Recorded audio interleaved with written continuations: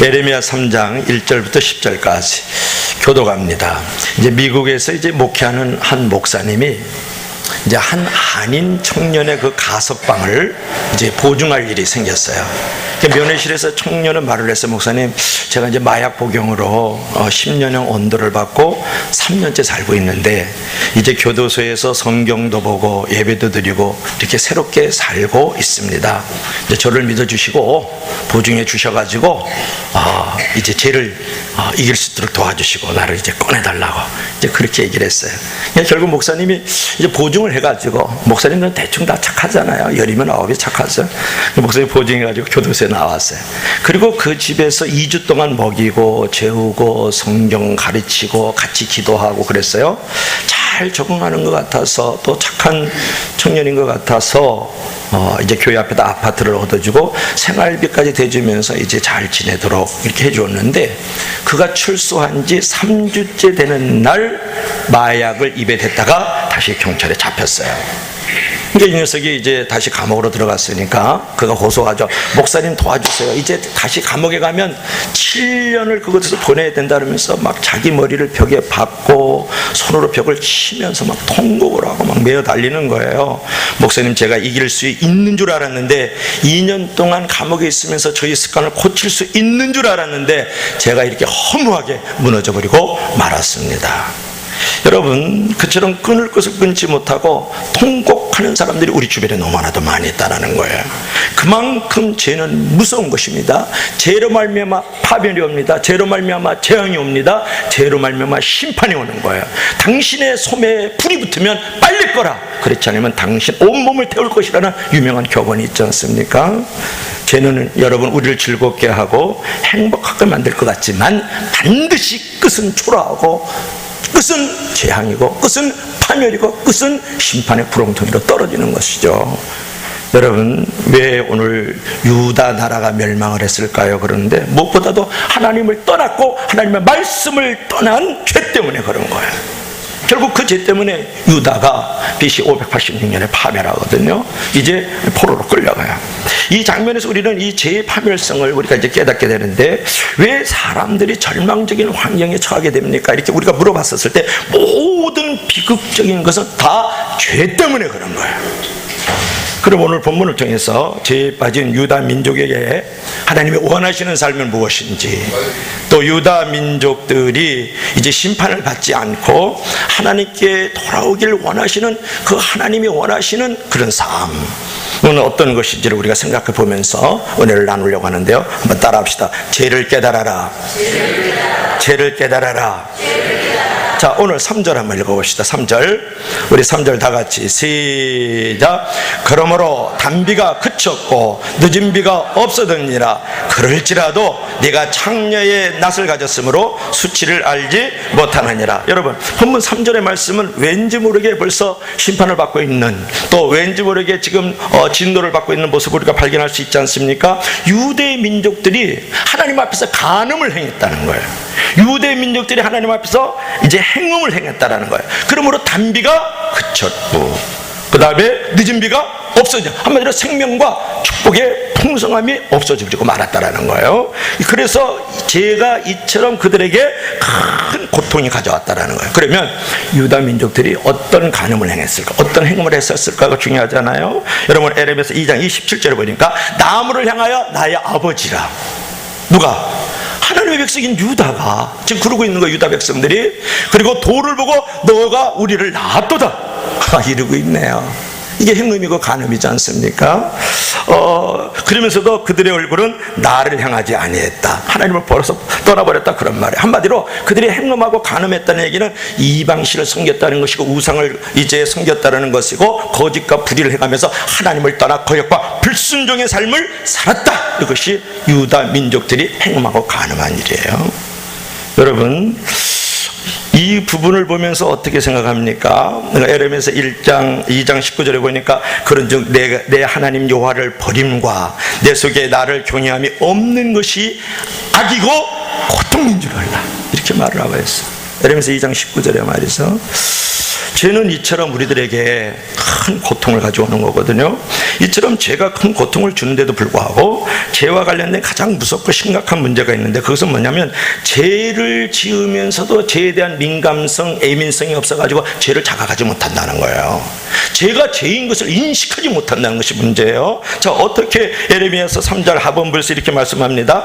그럴지라도 내가 창녀의 낯을 가졌으므로 수치를 알지 못하니라. 이게 죄를 지었음에도 불구하고 창녀의 낯을 가졌단 말이에요. 요즘으로 말하면 생어를 하고 있는 거예요. 죄를 지으면서 생짜배기 얼굴이다 그러면 요즘 무슨 유명한 말들이 있죠. 민낯, 엘리트의 민낯 이런 말을 하는데, 여러분 민낯이라는 것은 뭐냐면 사전적 용어로 화장을 안 한 얼굴이 민낯이에요. 생어이에요. 그러니까 그 화장을 안 한 얼굴은 어떻게 좀 흉측하지 않아요? 보기가 좀 민망스럽지 않아요? 이제 더럽고 좀 추악하지 않습니까? 그죠? 다른 사람에게 좀 아주 보기가 좀 매우 힘들지 않습니까? 그러니까 유다 민족들이 이렇게 하나님 앞에서 행음하고 간음을 쫓아 행하면서도 불구하고 그들이 창녀의 민낯을 가졌다라는 거예요. 수치를 모르고 있는 거예요. 창녀의 생어를 하고 있다고요. 그들이 부끄러움을 전혀 모른다 그런 말이거든요. 여러분, 죄에 대한 자각이 없으면 죄 횟수가 늘어나면서 치명적 결과가 이제 찾아오거든요. 그것은 수치심이 아예 사라져버리는 것이 문제예요. 그래서 점차 잘못된 길로 빠져들게 됩니다. 그래서 하나님의 죄에 대한 자각을 하나님께서는 가지기를 원하는 거죠. 죄가 없으면 뭐가 똑같은지 알아요? 운동화끈이 풀려졌는데 달리기 하는 사람하고 똑같아요. 언젠가는 잘 달려가는 것 같은데 운동화끈에 밟혀서 완전히 자빠지고 넘어져 못 일어나요. 경기에서 꼴등하는 거예요. 죄라는 게 그런 거예요. 잘 나가는 것 같죠. 죄를 지으면서도 결국은 그 죄가 운동화끈과 같이 나를 넘어뜨리고 잡아뜨려서 재앙과 파멸과 심판의 자리로 끌고 들어오는 거예요. 여러분, 죄에 대한 자각을 가지기 위해서는 이제 무엇이 필요할까? 그러면 어떻게 할까요? 하나님을 물어봐야 되잖아요. 죄의 자각을 하기 위해서는 여러분 하나님의 말씀과 기도로 돌아와야 되는 것이죠. 여러분, 세상은 죄에 대한 자각을 둔하게 하지만 말씀과 기도는 죄의 자각을 예민하게 만드는 거예요. 세상의 유행 사조라든지 철학이라든지 드라마라든지, 드라마를 보면 진짜 속상해요. 악을 악으로 갖고 이는 이로 갖고 막, 그죠? 불륜을 아름답게 치장하고 동생, 이런 것들은요 거짓을 조장하면서 죄를 계속 불러일으키는 것들이거든요. 드라마 끊길 기름으로 축원합니다. 그럼 드라마 빨리 끊어야 돼. 말씀으로 돌아와야 되죠. 오늘도 저는 잠언서를 일어나자마자 켜가지고 22장까지 듣고 왔는데, 그때 무슨 말씀이 들으냐, 말씀을 버리면 재앙을 얻고, 나는 그 말씀이 있는지도 몰라요. 말씀을 버리면 재앙을 얻고 하나님의 교훈을 받으면 상을 얻느니라, 그런 말씀이 있다. 믿으시면 다 같이 아멘. 야, 말씀이 거울인 거예요. 여러분, 거울은 어때요? 내 얼굴 보게 하잖아요. 그 민낯 보게 하잖아요. 생을 보게 하잖아요. 더러운 거 보게 하잖아요. 가정 쓰는 거 보게 하잖아요. 여러분, 거울은 나를 보게 하는 것이란 말이에요. 그런데 그 거울이 뭐예요? 말씀이지 않습니까? 잘 알죠. 말씀과 기도는 죄를 자각하게 만듭니다. 그러므로 말씀과 기도가 있는 사람이 얼마나 소중하고 가치 있는 사람인지 몰라요. 때로 하나님의 은혜의 복음을 잘못 들어가지고 죄의 자각이 없어지는 사람도 있어요. 계속 죄를 짓고도 하나님의 은혜로 덮어주실 것이다, 그렇게 믿고 있는 애곡된 복음, 작은 복음, 축소된 복음을 너무 많이 목사들이 전했단 말이에요. 그래서 예레미야는 거짓 애언자라 그래요. 거짓 종교자라 그러잖아요. 교회 오면 죄 다 그냥 용서해줘. 그리고 또 죄 짓고 또 들고. 여러분, 그것을 갖다 말해 값싼 은혜라 그래요. 우리 주 예수 그리스도께서 나의 죄값을 지불하기 위해서 십자가에서 당신의 생명을 던져버리고 그 벌거벗고 수치스러움을 다 같이 모진 채찍과 모진 침뱉음과 따기 맞음을 놔주셨다. 값싼 대가를 지불했다고. 뭐 또 우리 죄 때문에. 그런데 그 죄를 너무 가볍게 여기면 값싼 은혜로 살아가는 거예요. 싸구려 복음으로 살아가는 거예요. 최순실 씨도 강남에서 교회를 다니고 정유라가 뭐 상 받을 때 감사 한 번 했다잖아요. 이게 싸구려 신앙, 이게 값싼 은혜에 젖어 있는 거예요. 때로 하나님의 은혜의 복음을 이렇게 왜곡된 복음 안에, 축소된 복음 안에 우리가 있기 때문에 계속 죄를 몰려하고 은혜만 누리려고 하는 거다. 그러면 집이 기둥이 있는데 기둥은 없는데 자꾸 지붕만은 커튼만 예쁜 장식만 집어넣으면 집이 펴쩍 무너져요. 그런 죄가 자기 은혜를 덮어버리는 거예요. 깨어진다 그런 말이에요.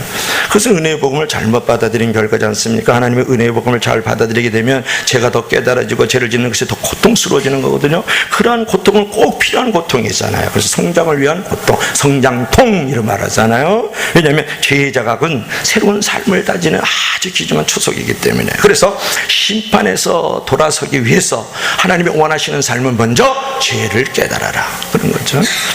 자, 두 번째로 따라합시다. 진실한 기도를 해라. 자, 큰 목소리로 진실하게 살아라.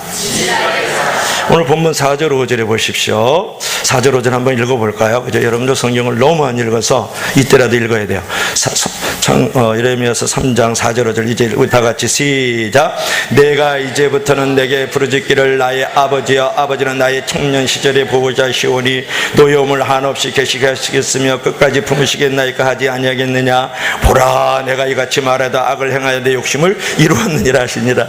자, 이 말씀이 뭐냐 그러면 기도를 하는데 아버지 저를 사랑하시지 않습니까? 어렸을 때부터 소시적부터 청년 때부터 저를 사랑하시면서 보호자가 되어주시지 않습니까? 그러니까 진노를 거두어주세요. 재앙을 없애버려주세요. 심판의 자리에서 저를 멀리해주세요. 이렇게 기도하고 있는 거예요. 그런데 행동은 계속해서 악을 행동하면서 그것을 이루면서 그렇게 기도하고 있다. 그 내용이에요. 어렵지 않죠? 근데 하나님께서 그 모습을 보고 얼마나 안타깝게 생각하겠느냐 그런 말이에요. 오늘날 그렇게 기도하는 무리들이 너무나도 많이 있다라는 거예요. 너무나 많이 있다. 여러분 그 독재 정권을 축복 기도하는 시절이 있었어요. 정권의 독재에 맞서 싸우려고 저항한다는 이유만으로 수많은 멀쩡한 사람들을 감옥에 집어넣고 간첩으로 니명을 씌우고 사형을 시키고 그들을 모든 무대에서 다 그냥 떠나가게 만들고 나하고 같은 생각 안 가지면 다 원수고 적인 거예요. 그런 시절이 있었어요. 그러니까 그럴 때는 교회와 또는 성도들이 어떻게 해야 되겠습니까? 특별히 앞서 있는 종교 지도자들은 어떻게 해야 되겠습니까? 애언자적 목소리를 들려줘야 되잖아요. 반대로 그런 권력에 적극 야합하면서 축복 기도를 해주면서 자신의 어떤 위상과 권력을 공고히 하는 데 힘쓴 우리 앞선 종교 지도자들이 있었다고요. 그것도 교회가 큰 데가 그래야 대충. 그래서 권력 그러면 숭배주의라 그래요. 그런 거다. 권력 숭배주의.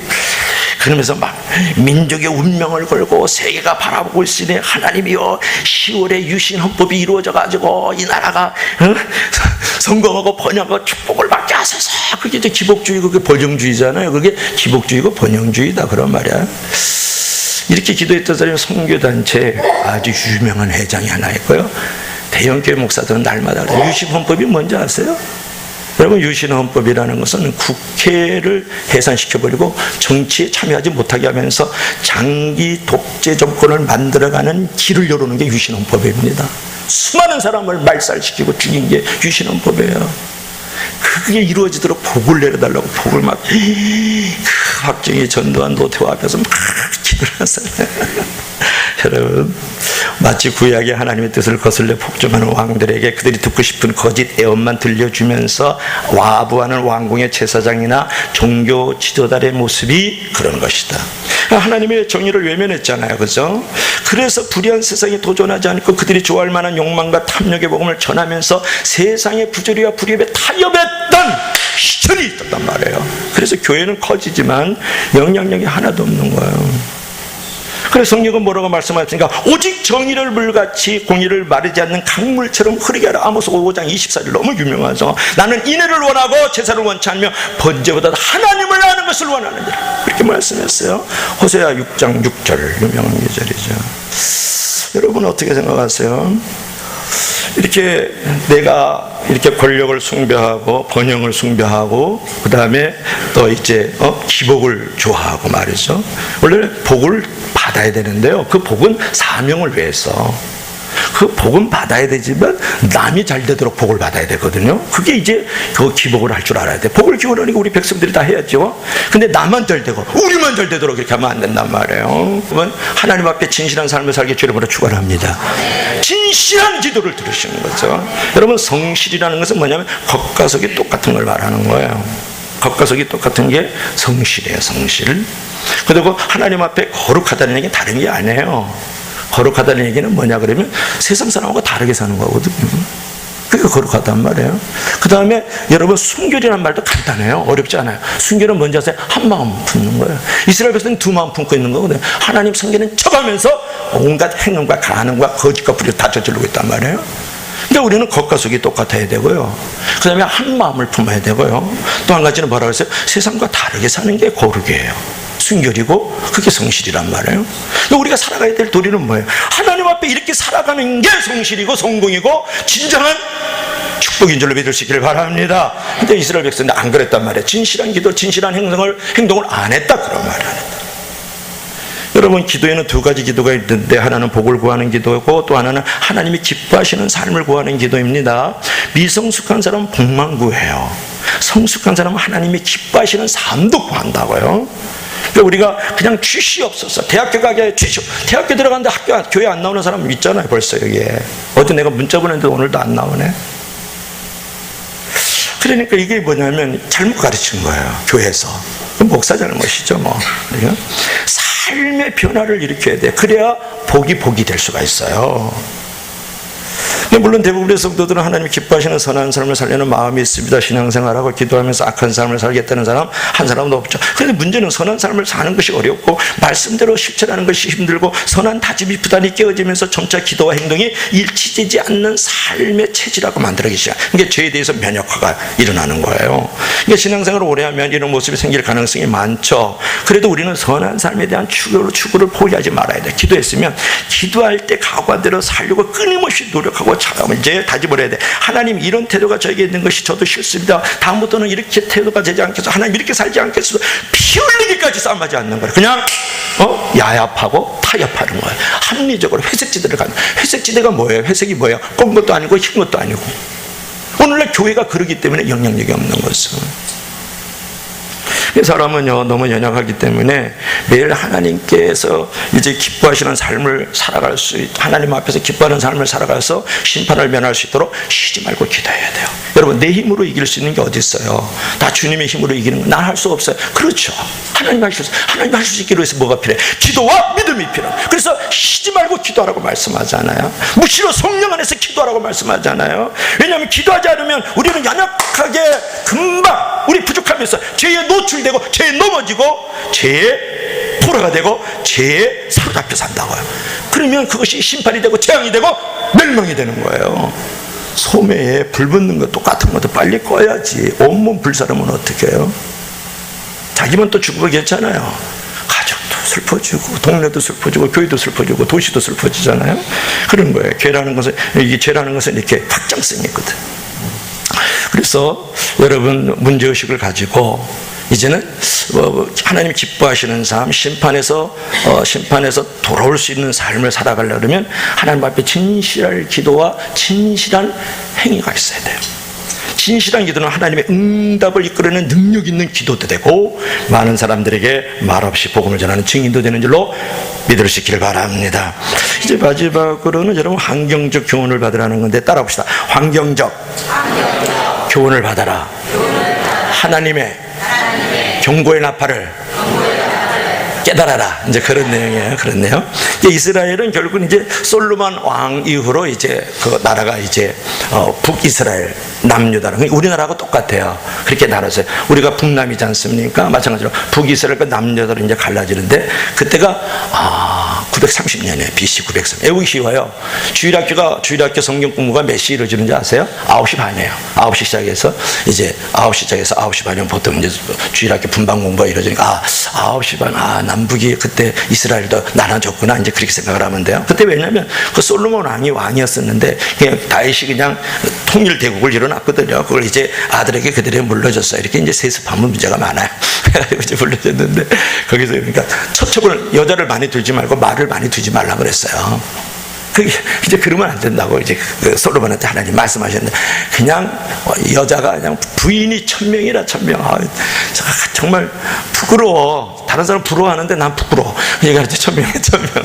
그런데다가 또 그냥 막 이방신, 그러니까 마누라가 많으니까 마누라가 또 자기 동네에서만 오는 게 아니라 남의 동네에서도 이렇게 그게 뭐라 그러죠? 정략 결혼을 하거든요. 그러니까 그 동네에서 그 나라에서 섬기던 신들이 있잖아요. 그걸 다 끌고 들어. 아세라, 바알 다 끌고 끌고 그걸 또 같이 섬긴다 그러면 내쫓으면 되잖아. 잘라버려. 이렇게 해야 되는데 정략 결혼해서 나라가 부국이 돼야 된다고 생각을 하니까 그러면서 이 사람이 건물지상주의라 또 건물지상주의. 그러니까 그 궁궐 짓는데 13년 짓지 또 교회 짓는 거는 또 7년 짓지. 이러다 보니까 어떻게 돼? 누구에게서 돈이 나와야 되겠어요? 그 혈세가 어디서 나와야 돼? 백성들에게 나와야 되는 거예요. 그러니까 세금 걷지 강제로 노동시키면서 부역을 시키지. 이러다 보니까 어떻게 되겠어요? 이런 혼합주의, 번영주의, 건물지상주의, 뭐 재물주의 이런 것들이 가득 차서 나라가 망하죠.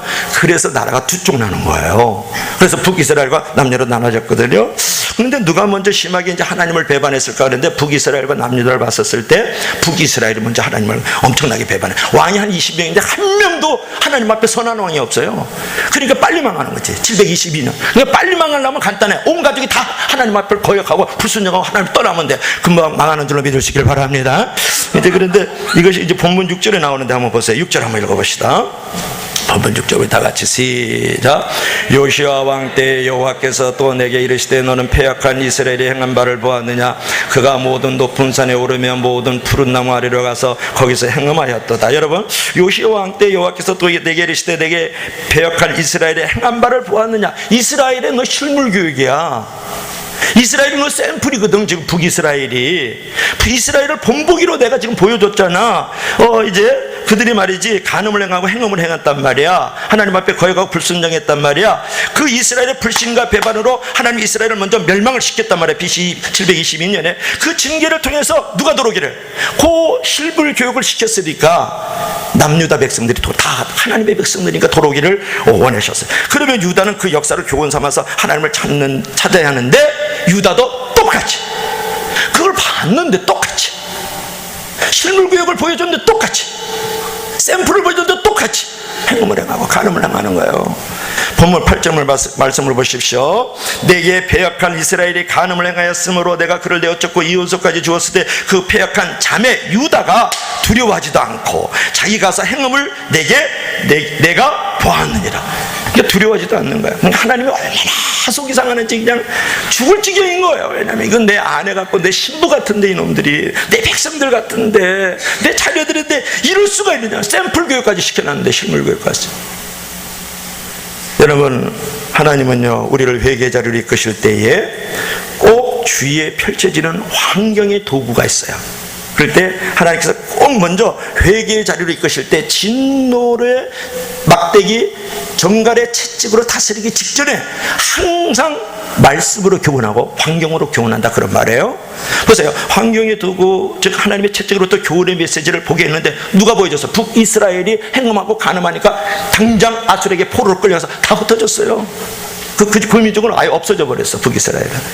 그런데 그 교훈의 메시지를 보지 못하는 경우에 그 교훈의 도구가 점차 나뿐만 아니라 내 가정, 내 교회, 내 도시, 내 나라에게까지도 엄청난 해악을 끼치게 된다 그런 말이에요.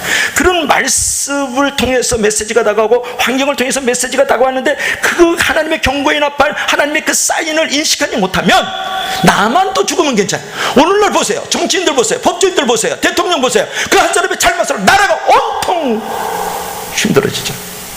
이 백성들이 얼마나 참담해요. 너무 슬프지 않아요? 그 한 사람 때문에, 그 두 사람 때문에 온 민족이, 이 나라가 너무 어렵잖아요. 그래서 여러분들, 남의 불행은 나에 대한 경고라는 걸 반드시 알아요. 따라합시다. 남의 불행은 나에 대한 하나님의 사인이다. 근데 결국 유다를 이제 멸망을 하는데 BC 586년에 유다가 바빌론에 멸망한 이 사건은 약 한 2600년 전에 유대 땅에서 일어났던 사건만이 아니라 현재를 살아가는 우리에게도 그것이 본이 되어야 된다 그런 말이에요.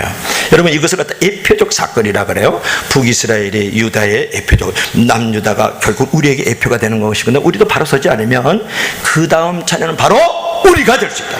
우리라는 단어 너무 넓어. 내가 될 수 있다 그런 말이에요. 이제 반에서 이제 학생들이 떠들잖아요. 그러면 선생님이 떠들면 탁찰 이놈들 떠들지 마. 이제 그럼 또 계속 떠들어. 그러면 한 놈을 불러. 너 A 나와. 그래가지고 막 종아리 때려. 요새 종아리 못 때려. 종아리 때리면 또 이렇게 찍어가지고 띄운다. 그래서 떠들면 안 된다는 이제 그런 격벌이. 그래서 한 명을 뽑아가지고 조심하라고 타이려고 종아리를 한번 때려요. 그래가지고 이제 그 분위기를 사인을 계속 보내는 거거든요. 근데 그래도 안 들으면 운동장 다 끌고 나가요. 그래서 20바퀴 돌아. 그 다음에 머리 박아. 그 다음에 막 얼차려 주고 막 그냥 난리 치우는 거죠. 막 난리 치고. 공부 안 시켜. 그냥 부지런만 계속 하잖아요.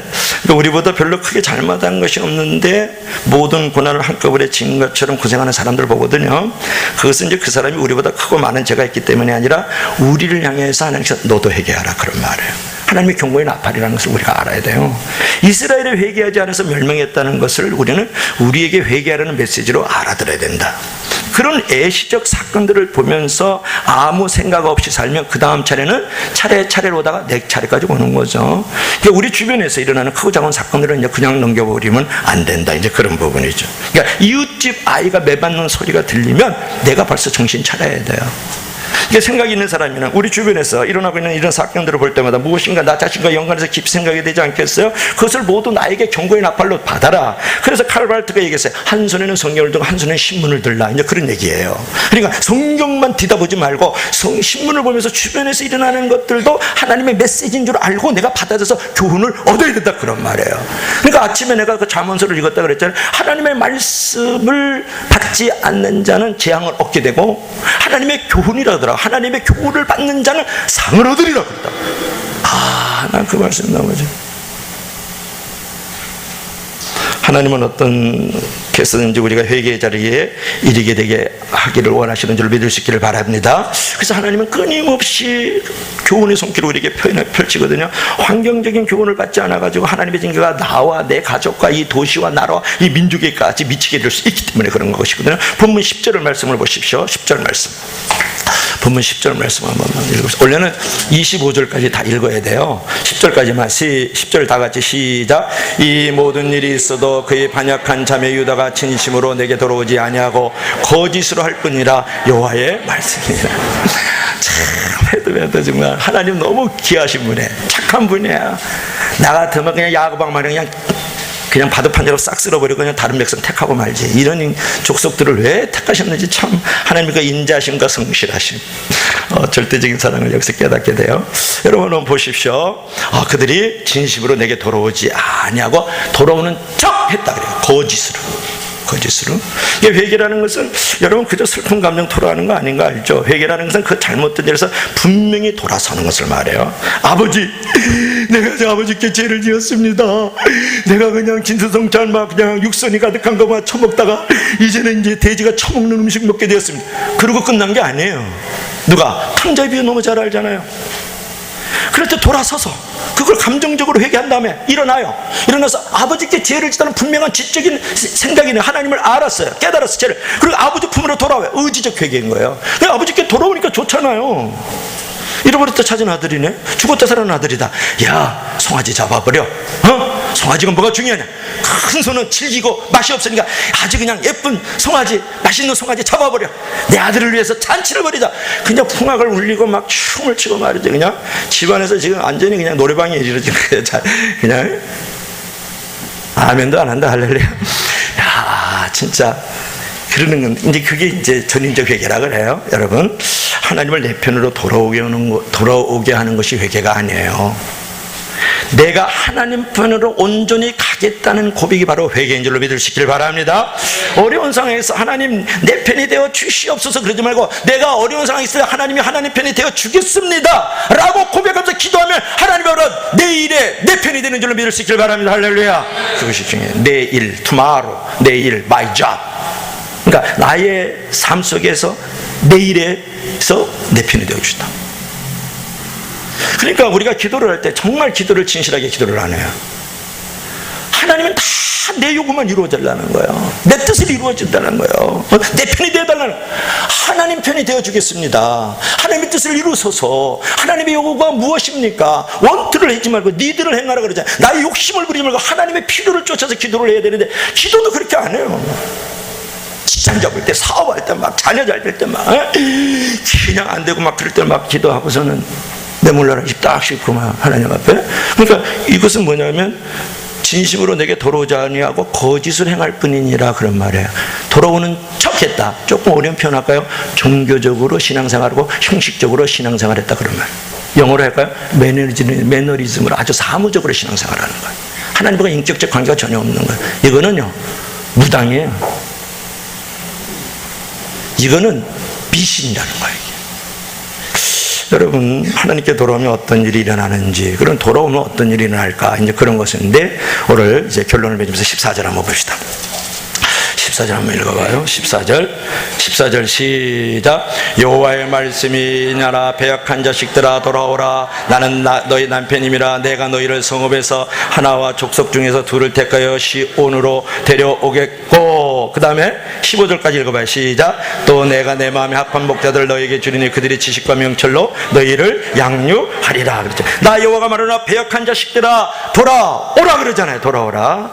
그래서 성경에서 말씀하시는 요엘에서 2장 12절 넘어서 유명한 말씀인데, 너희는 이래도 금식하며 울며 애통하며 마음을 다하여 내게로 돌아오라. 그러면 너희가 살리라 그랬다. 할렐루야. 너무나 중요해. 너희는 옷을 찢지 말고 마음을 찢고 여호와께로 돌아오라. 그는 은혜로우시고 자비로우시며 진노를 내리시기를 더디하시나니 재앙을 내리지 아니하시니라. 이사야 55장 7절 말씀. 옷을 찢고 돌아오지 말고 형식적으로 종교적으로 예배드리지 말라고요. 정말 인격적으로 신앙적으로 하나님 앞에 돌아와야 돼요. 왜 내가 이런 일이 있습니까? 왜 내가 너가 그런 짓을 했지?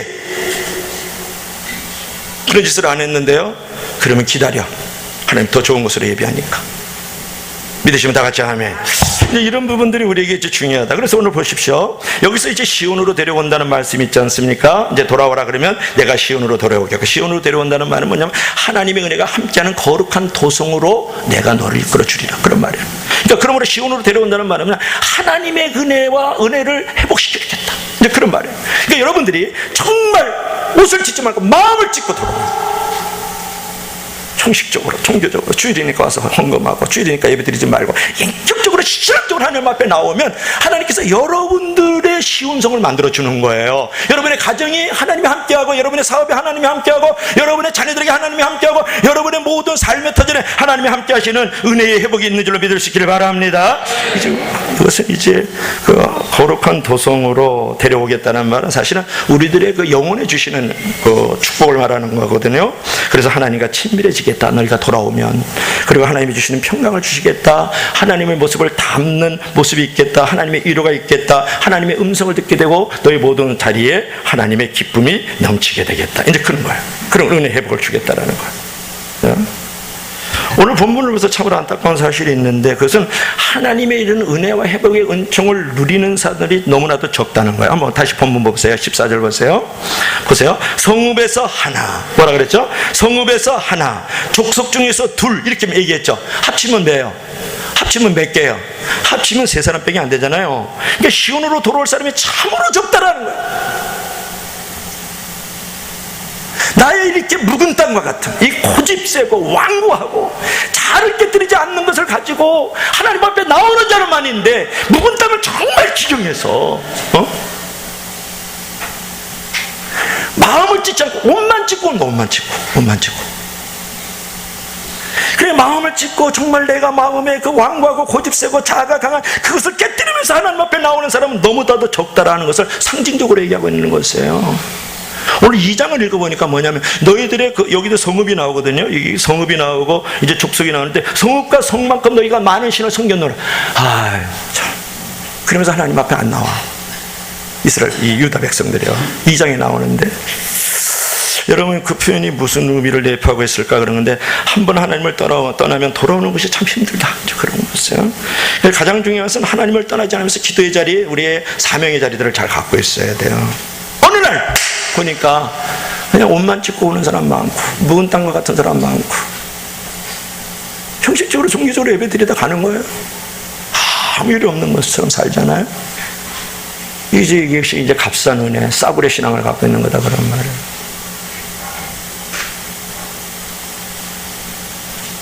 이런 얘기 말씀할 때도 좋은 사람이 있다. 그래 이제 19절 말씀 보세요. 19절 한번 보세요. 내가 스스로 말하기를 내가 어떻게 하든지 너를 자녀 중에서 두며 허다한 나라 중에 아름다운 산업인 이 낙토를 내게 주리라 하였고 내가 다시 말하기를 너희가 나를 아버지라고 나를 떠나지 말 것이니라. 이제 이런 말씀이 나와요. 여기서 많은 나라 중에 아름다운 산은 이 낙토를 내게 주리라. 낙토라는 게 뭐예요?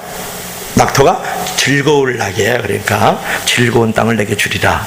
이 말은 뭐냐면 우리를 하나님의 상속자로 삼아서 나는 너의 아버지다. 상속자로 삼아서 하나님의 축복된 즐겁게 하는 땅을 물려줄 것이다. 기쁨의 땅을 물려줄 것이다. 쉽게 얘기하면 하나님께서 축복을 주시겠다 그런 말, 하나님께서 형통을 주시겠다 그런 말, 하나님께서 안녕을 주시겠다 그런 말이에요. 믿으시면 다 같이 아멘. 어떻게 할 때? 돌아올 때 마음을 찢고 돌아올 때, 마음의 할례를 가지고 돌아올 때, 지혜의 할례를 가지고 돌아올 때 내가 즐거운 땅을 주시겠다는 거예요. 우리가 소유가 많은데 즐겁지 않은 사람 너무 많아요. 돈도 많고. 그래 어저께도 그런 얘기 했어요. 아유 순실이 뭐하러 그랬냐, 평생 하루에 1억씩 써도 다 못 쓸 돈인 것 같아. 1년에 10억 100억 써도 다 못 쓸 돈을 가지고 있는데도 뭐하다면서 그렇게 욕심이 돼. 죄를 낳고 제가 항상 저 사망 낳는다고 그런 짓을 저질렀고, 저 인간이 자기만 또 멸망하면 괜찮은데 뭔가 사람들을 너무 마음을 아프게 하죠. 목사님 어떤 때 성경 읽고 싶지 않아요. 너무 짜증나왔어. 어떻게 이런 여자가 동네 아줌마가 나라를 휘둘렀을까. 그래서 농간이라 그러잖아요. 이게. 자, 그래 이해하지 말고 우리가 하나님께서 그런 걸 줬는데 즐거움을 못 누린 사람, 이건 더 불행해요. 그죠? 그러니까 내가 하나님 앞에 전심으로 돌아오게 되면 하나님께서 영적인 회복을 주시는, 하나님 함께 하시면서 결국은 즐거운 낙토, 즐거운 땅을 나에게 만들어주는 줄 믿을 수 있기를 바랍니다. 내 마음의 땅, 내 가정의 땅, 내 사업의 땅, 내 직장의 땅, 이 도시의 땅, 이 나라의 땅을 하나님께서 즐겁게 만들어주는 줄 믿을 수 있기를 바랍니다. 그러므로 여러분 막 기도하고 찬송하고 막 그냥 막 그게 중요한 게 아니라 봐요. 하나님 앞에 돌아와야 돼요. 나라와 민족을 위해서 기도하는 자들이 거짓과 불의를 행하는 거짓된 종교 지도자들이에요. 제사장들이. 그들이 기도를 인도하고 있다. 공동운동장에 다 모아놓고 지네들이 기도를 인도하고 있어요. 하나님의 역사가 일어나니까 더욱더 나라가 부패하고 썩어가지. 여러분들이 샘물이 되길 바랍니다. 여러분이 하나님의 산인 민둥산이 되길 바랍니다. 여러분들이 바로 작은 촛불이 되길 바랍니다. 여러분이 이 나라의 진정한 작은 태극기를 친 손들이 되길 바랍니다. 할렐루야. 이런 것들이 중요해요. 저는 분명히 믿는 바가 있는데요, 하나님께 돌아와서 하나님과 바른 관계를 반드시 가지세요. 그러면 사람과의 관계도 좋고 재물과의 관계도 좋아지고 무엇보다도 내가 좋잖아요. 이제는 죄와 죄가 되는 어떤 거짓과 불의, 잘못과 실수를 버리고 남편 대신 하나님 앞에 이제 돌아오세요. 그 남편 대신 하나님이 평생 나의 영원한 주인임을 고백하고 남편인 것을 고백하십시오. 그래야 할 때 하나님으로부터 놀라운 은혜와 축복이 여러분의 삶의 자리에 있을 줄로 믿습니다.